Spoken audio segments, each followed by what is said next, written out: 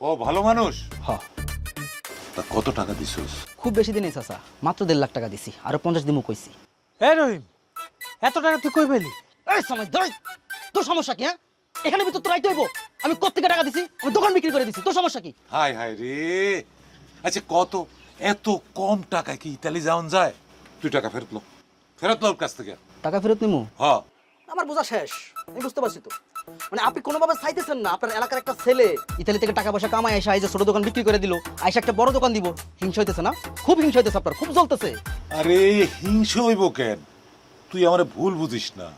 তোর বাপ আমার বন্ধু আছিল, ওই আমার জামাইয়ের মতি গতি কিন্তু আমার ভালো লাগতেছে না। তোরা গ্রামের মানুষ, যদি বিপদে পড়স তাইলে তো আমারও বিপদ। আমার বুঝ আমি তোরে দিয়া গেলাম, এখন সেটা গ্রহণ করা না করা তোর ইচ্ছা। এই জামাত চল। কি দুর্ভাগ্য আপনার, হীরার টুকরার মতো একটা জামাইরে চিনতে পারলেন না।